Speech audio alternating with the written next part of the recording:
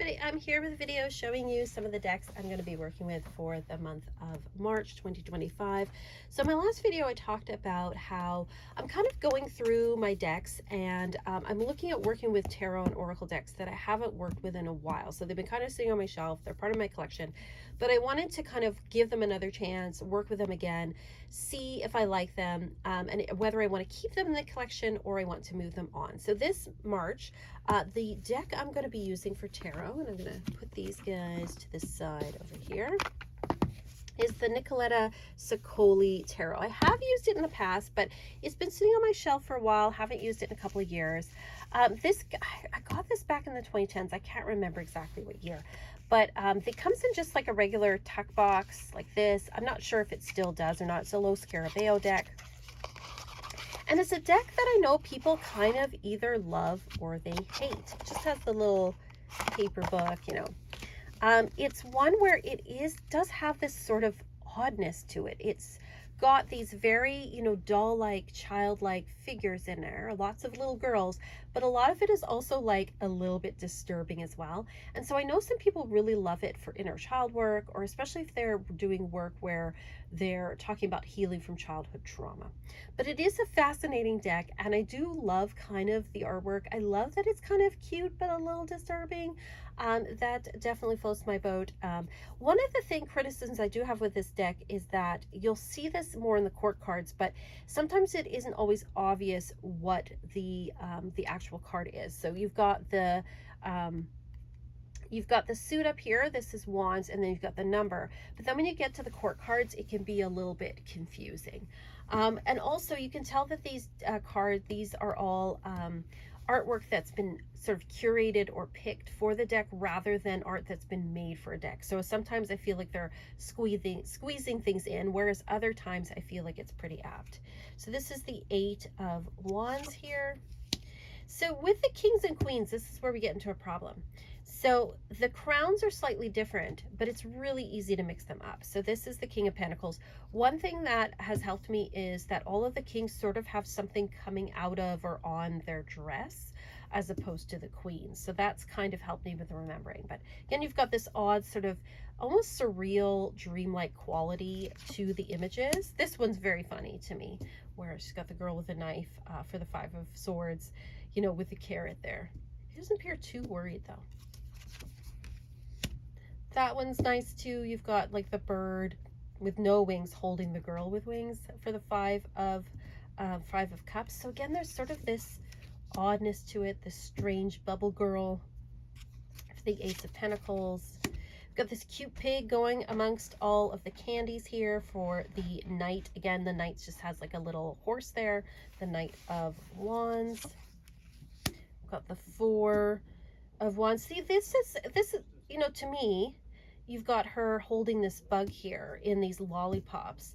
Again, 4 of Wands is very much about peacefulness and celebration, and this has like a little bit of an oddness to it. I mean, it's sweet, but it's also a little disturbing with the bug there. We've got our Ace of Wands here with the girl clutching the salamander. We've got Temperance. All of the major arcana have Roman numerals, so know your Roman numerals for this one. We've got this lady sleeping on a fish here. 4 of Cups. She's a mermaid in this snow globe here. And then we've got the 7. I like this 7 of Swords. They have them peeking around the corner here, the girl with the balloon sort of sneaking up on her. And I do think that images like that are pretty apt. So I've been pairing it this month with another deck I have not used in a while. I'm going to zoom out this one. The Shapeshifters Tarot. So this is by Lucy Cavendish and Jasmine Beckett Griffith. I believe this will pick up this deck, but it has a different cover to it. This is the older version. It's a Blue Angel deck. It comes with, a nice book. Lucy Cavendish always does a really great job with the writing. So really nice there. These are the cards here. So that's the back. I'm not sure if the backing is still the same anymore. but this is the version I have, again, from the 2010s. And this is one too that kind of has the wide-eyed, you know, the Jasmine Beckett girls on it that are the big eyes, the big heads, sort of very childlike sort of energy to it. And I thought it would pair well with the Nicoletta Sicoli Tarot. All right, so again, with the Nicoletta Sicoli, this one has, the pages have this helmet on it. Like, it's not always easy to tell what you are. You have to kind of get used to it. But you've got these fish here kind of coming out of her dress. And then we've got the wolf moon here. Let's see how these pair together. We've got the Magician, butterflies in gloom. After sadness, happiness, and hope return. It's a beautiful image there. You see they kind of go together with the sort of the doll-like quality going on here. I think these are all kind of... This one's creepy. We've got the Spider Girl here for the Seven of Pentacles.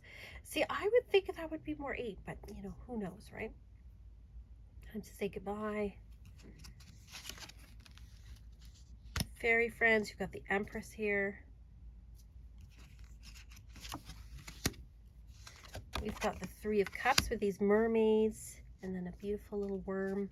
I think these kind of go together. I think they sort of have, they also make me think kind of they have a bit of an Alice in Wonderland vibe. This thing about, you know, sort of the feminine and young girls, but also like this oddness and this sort of dreamlike quality to them. This one's creepy too. The Eight of Pentacles. I have it here with Little Red Riding Hood. Yeah, it's a very odd. So I'm going to be working with this month. I think it has this odd quality to it, but I'm kind of enjoying it, I have to say.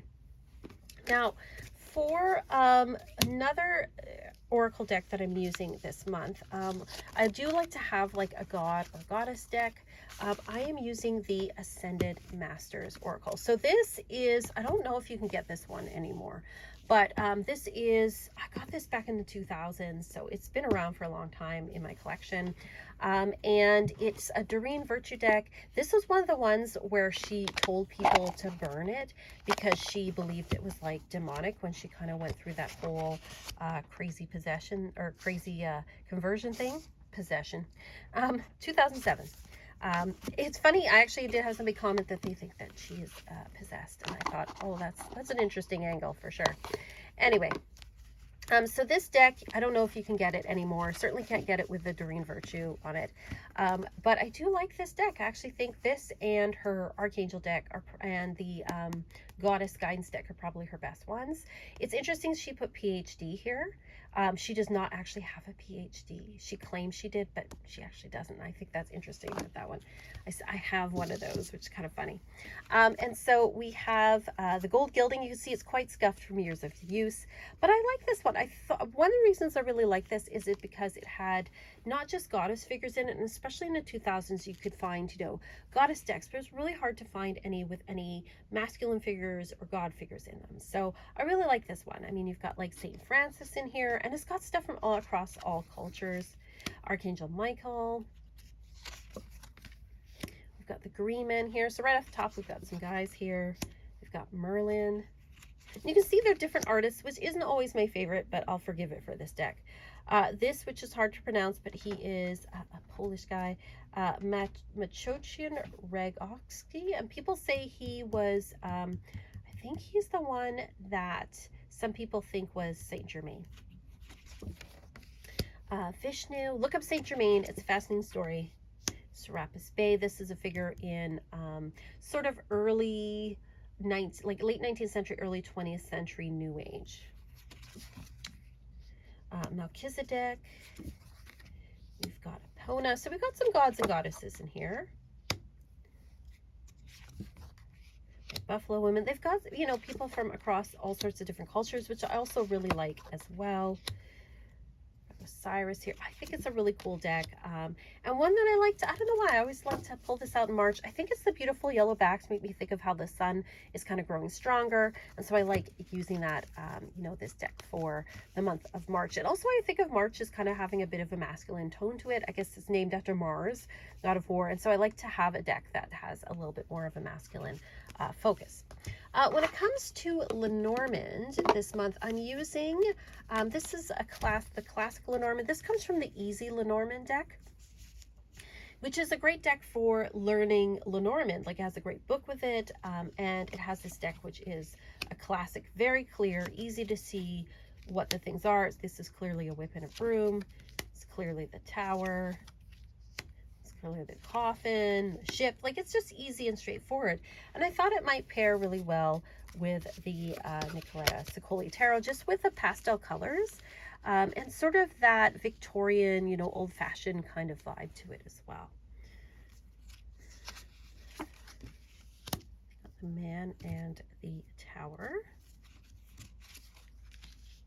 Got the Nine of Swords. They're hiding from the giant bunny and the bear. Got the Seven of Cups. Look at the rabbit. She's talking to the rabbit. It's very Alice in Wonderland. With the anchor there. Oh, this one always makes me sad. She's the Three of Swords. She's pinned like a butterfly. The Scythe. That's an interesting image. Combination of images. This is the Devil.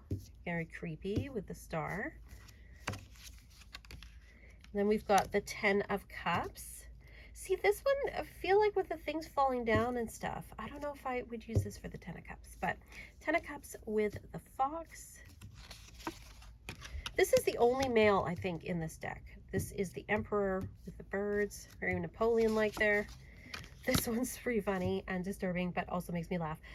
Seven of Wands with the Moon. This is the Queen. See, the crown here is slightly different, but again, it's easy to mix them up. And so I always think, is there something on or coming out of their skirt? No, then it's the Queen. Queen of Swords here with the woman. And then we've got the Eight of Cups here, this birdcage lady with the rider. So I think these go together pretty well. And then finally, I am also using an affirmation deck, but this is just more, this is sort of more my own, for my own practice. So this is my spring affirmation deck. We have Power Thoughts cards by Louise Hay. I've shown these before. I like to use these in the spring. I mean, March is not really spring here. It's still winter, but we are on the way to spring. So I'm pulling them out anyway, just to give me hope that spring is coming after all. And they just have these really nice affirmations on them. So we've got here, my income is constantly increasing. I like that. And then it's got more kind of on the back here. I begin now today to open myself to ever increasing prosperity. So I often will pull one at the beginning of the week just to work with and use it in my journaling. In the process of positive change. So I'm not going to show all of them, but I think they're really nice. Some of them, you know, there are certainly criticisms about sort of, you know, ignoring sort of obstacles or things that are in people's way. But I think it's nice to have an affirmation to work with. I listen with love to my body's messages. It's a nice message to have. I love and approve of myself. It's really nice. My healing is already in progress. It is safe to look within. They're just like really nice affirmations. I now go beyond other people's fears and limitations. I love life. Like, they're just really nice. And right now, with the world being in the state it is in, it's nice to have some nice affirmations and some positive things to balance out all the other stuff. So those are the decks that I am going to be working with this month in March. So if you are, you know, you get a reading from me, you'll probably see these decks. Unless it's like a reading where I use very specific decks for. But that's what I'm going to be working with this month. I hope you're all doing well. Let me know what you're working with. Let me know what your thoughts are. And let me know what you're working with for the month of March. Thank you to all of my patrons for supporting me. I really appreciate it, and especially in these weird times. It's really been helpful for me.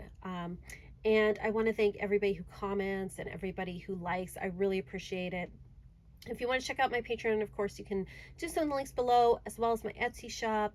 You guys are the best. I'm sending you all so much love. And as always, peace and love and rock.